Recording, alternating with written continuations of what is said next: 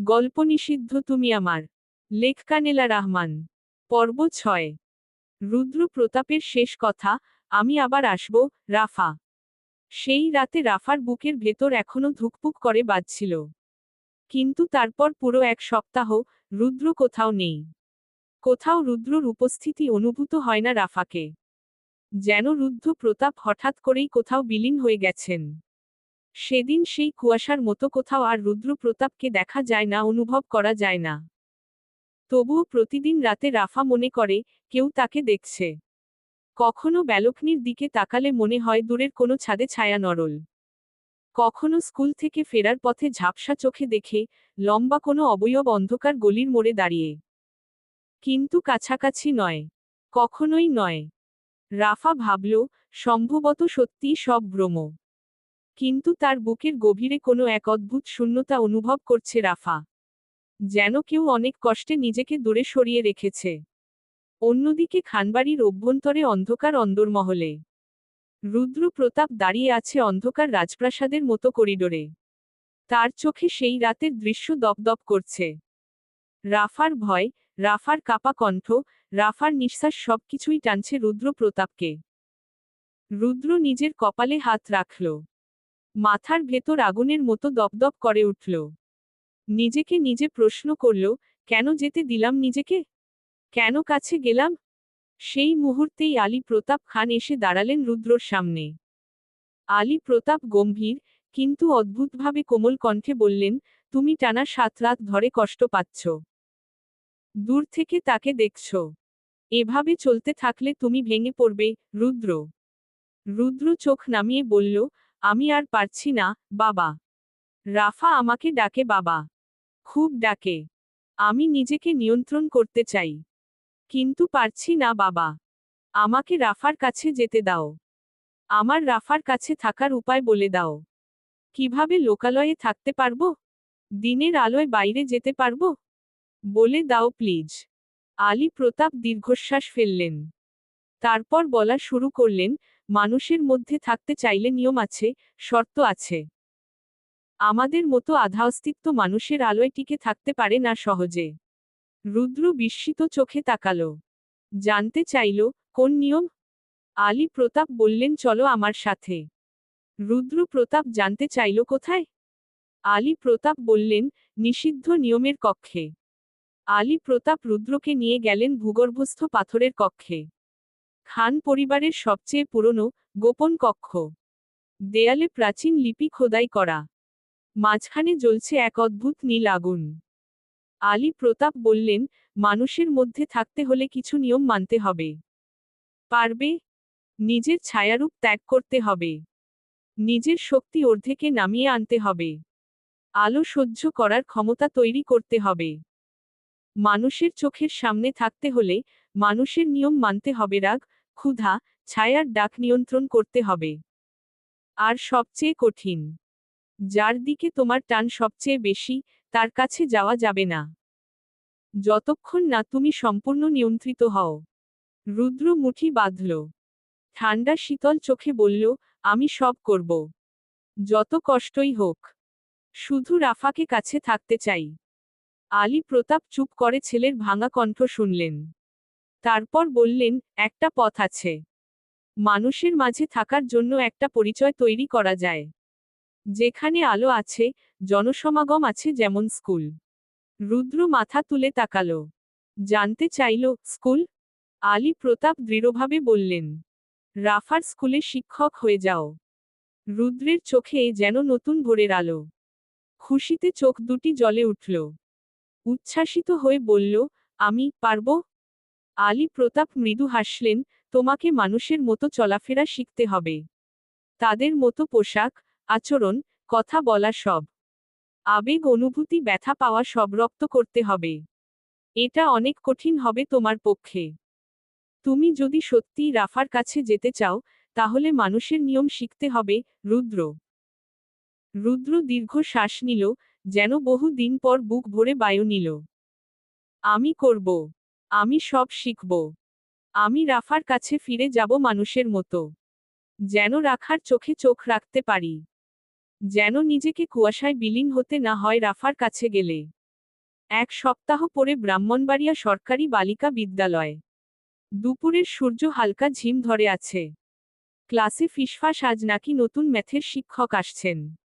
রাফা খাতা গুছাতে গিয়ে নিশিকে বলল, নতুন স্যার নাকি খুব স্ট্রিক্ট।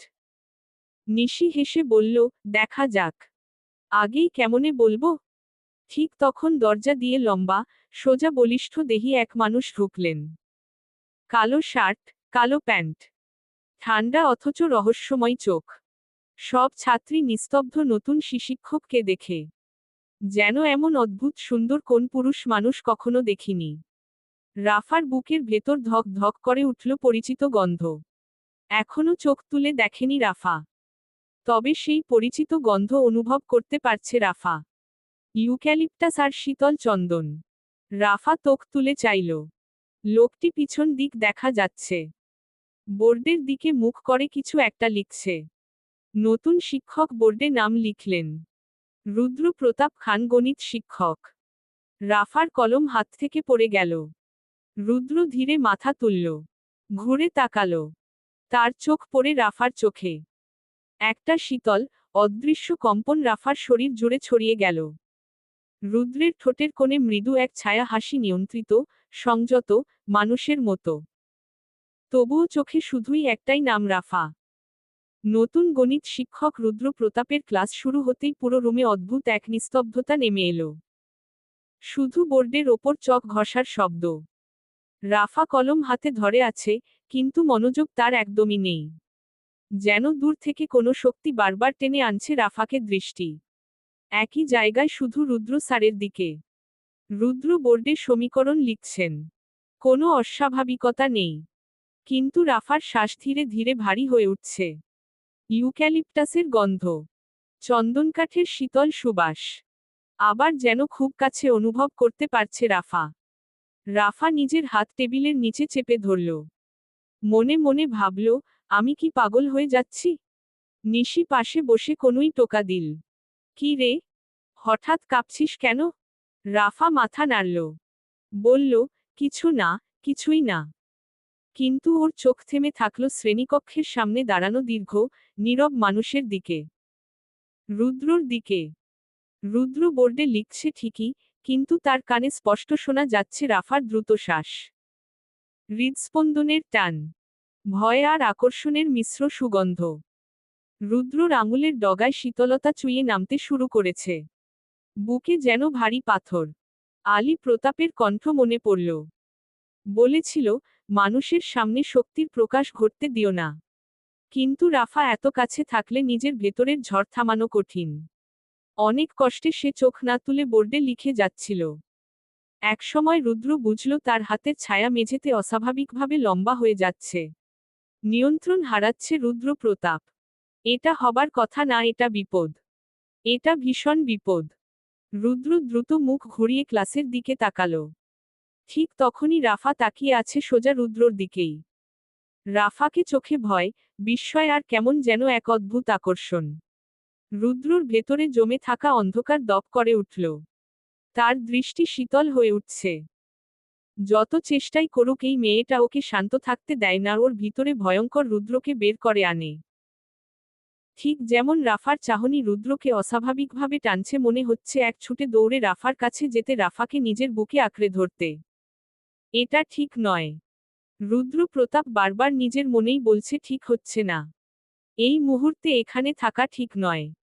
রুদ্র চাপা গলায় বলল, স্টুডেন্ট, আজ ক্লাস এই পর্যন্ত। আগামী ক্লাসে বাকি অংশ করব। সবাই বের হও। ছাত্রীরা হতভম্ব হলেও একে একে বেরিয়ে গেল সবাই। রাফা ব্যাগ গুছিয়ে বের হতে যাবার আগেই রুদ্র নিজের কণ্ঠ নিয়ন্ত্রণ করে বলল, রাফা, 1 মিনিট দাঁড়াও। রাফার বুক ধক করে উঠল। সে ধীরে ধীরে ঘুরল। বলল, জি স্যার, ডাকছেন? কিছু বলবেন? রুম ফাঁকা। নীরবতা ভারী। সম্পূর্ণ রুমের হাওয়াও কেমন শীতল হতে শুরু করল। রুদ্র ধীরে এগিয়ে এলো। তবে একদম রাফাকে কাছাকাছি না। দূরত্ব রাখল খুব ইচ্ছাকৃতভাবেই। রাফা তাকিয়ে আছে রুদ্র প্রতাপের দিকে। কেমন ভীষণ পরিচিত লাগছে। কিন্তু কণ্ঠ পরিবর্তিত। গায়ের রং পরিবর্তিত। নীরবতা ভেঙ্গে রুদ্র বলল, তুমি কেমন আছো? রাফা বিস্ময় তাকালো। স্যার, আপনি কি আমাকে চেনেন? রুদ্র চোখ নামাল। কণ্ঠে অদ্ভুত শান্তি। মুচকি হেসে বলল, কেন চিনব না? তুমি এই ক্লাসের সেরা ছাত্রীর মধ্যে একজন। রাফা নিশ্চুপ। তার মাথায় প্রশ্ন ঘুরছে। এই মানুষটাই কি সেই রাতে রুদ্র ছিল? কিন্তু এখন এত সাধারণ, এত মানবীয় কেন? কালো পোশাক পরিধান করেনি। রুদ্র তো স্বপ্নে বা বাস্তবে সব সময় কালো রং পরিধান করে। রুদ্রর চোখ তো কালো নয়। গায়ের রং তো সাদা বরফের ন্যায় ছিল, কিন্তু এখন অতি সাধারণ। রাফার কণ্ঠ কাপল। কেঁপে কেঁপে বলল, স্যার, আপনি কি আগে কখনো আমার বাসার আশেপাশে? না। রুদ্র তীক্ষ্ণভাবে থামালো রাফাকে। খুব দ্রুত। প্রশ্ন শোনার ও প্রয়োজন মনে করল না, যেন আগে থেকে জানে রাফা কি বলবে। রাফা অবাক হয়ে গেল। এত দ্রুত যেন রাফার প্রশ্ন রুদ্রকে ভিতর থেকে কাঁপিয়ে দিল। রুদ্ধর দৃষ্টি গভীর হল, এক মুহূর্তের জন্য সেই পুরনো অন্ধকার চোখে ভেসে উঠল, আর রাফা দেখে শিউরে উঠল। রুদ্র নিজের পরিবর্তন বুঝতে পেরে সাথে সাথেই দ্রুত মুখ ঘুরিয়ে নিল। তারপর দ্রুত কাঁপা কাঁপা কণ্ঠে রুদ্র রাফাকে বলল, বাড়ি যাও, রাফা। একা বাইরে থাকো না। রাফা স্তব্ধ হয়ে দাঁড়িয়ে রইল। তার মনে হলো এটা পরামর্শ নয়, সতর্ক। আর স্যারের গলায় যে শীতলতা, তা মানুষের কণ্ঠ নয়। যেন সেই পরিচিত রুদ্র প্রতাপ। কিন্তু নাকি করে সম্ভব? মনে মনে ভাবল রাফা। খানবাড়ির অন্দরমহলে আলী প্রতাপ খোলা জানালা দিয়ে আকাশের চাঁদের দিকে তাকিয়েছিলেন। রুদ্র দরজা ঠেলে ঢুকতেই আলী প্রতাপ তাকে দেখে বললেন, আজ তোমার শক্তি কেঁপে উঠেছিল। অনুভব করেছি আমি। রুদ্র থেমে গেল। সত্যি তাই। কি বলবে বাবাকে? কাঁপা কাঁপা গলায় বলল, আমি চেষ্টা করছি, বাবা। কিন্তু রাফা যখন সামনে থাকে, আমি নিজের ছায়াকে দমাতে পারি না। আলী প্রতাপ দীর্ঘশ্বাস ফেললেন। রুদ্রর দিকে তাকিয়ে বললেন, তুমি যত মানুষের কাছে যাবে, তত বেশি বিপদ বাড়বে। তুমি কি নিশ্চিত এই পথেই যেতে চাও? রুদ্র কোনো দেরি করল না। সাথে সাথেই জবাব দিল ফিসফিসিয়ে, হ্যাঁ। রাফার জন্য আমি সব করব। আলী প্রতাপ বললেন, তাহলে কাল থেকে প্রশিক্ষণ শুরু হবে। মানুষের ভিড়ে নিজেদের শক্তি লুকিয়ে রাখা শেখাতে হবে তোমাকে। রুদ্র মৃদু মাথা নাড়ল। তার চোখে শুধু একটাই প্রতিজ্ঞা, আমি রাফার কাছে থাকব। অন্ধকারেও আলোর মাঝেও। রাফা অনুভব করছে ধীরে ধীরে একটি কালো ছায়া রাফাকে গ্রাস করে ফেলছে। রাফার পুরো ত্বক যেন সেই কালো ছায়ার গভীরে হারিয়ে যাচ্ছে কোথাও। ধীরে ধীরে রাফার শরীর যেন শীতল থেকে শীতলতর হতে শুরু করেছে। হঠাৎ করে কানের পিঠে একটি ঠান্ডা স্পর্শ যেন রাফাকে ছুঁয়ে বলছে, তুমি শুধু আমার রাফা। রাফা আমতা আমতা করে বলল, কে আপনি? কেন বারবার আপনি আমার স্বপ্নে আসেন? কে আপনি? বলতে বলতেই ছাটি ধীরে ধীরে রাফার গলায় হালকা ঠোঁটের স্পর্শ দিল। ঠান্ডা বরফ শীতল স্পর্শ রাফার সাথে সাথে চমকে উঠল। গলায় হাত দিয়ে দেখল রাফা ঠান্ডা শীতল লাগছে। বিছানায় শুয়ে ছিল রাফা। তার মানে স্বপ্ন? আবার স্বপ্ন? ড্রিম লাইটের আলোতে আলোকিত ঘর, সাথে আছে চাঁদের আলো। রাফাজ গলায় আঙ্গুল দিয়ে স্পর্শ করল, দেখল এখনো সেই স্থানটি ঠান্ডা হয়ে আছে। রাফা কি মনে করে যেন বিছানা থেকে নামল। নেমে আয়নার সামনে যেয়ে দাঁড়িয়ে গলায় হাত দিতে দেখল সেই স্থানটি লালচে হয়ে আছে। অদ্ভুত, কিন্তু স্বপ্ন যদি হবে তাহলে রাফার গলা এই লাল দাগটি কিসের? রাফা ভাবতে লাগল। চলবে। গল্পটা কেমন লাগলো জানাবেন ও সাবস্ক্রাইব করতে ভুলবেন না প্লিজ।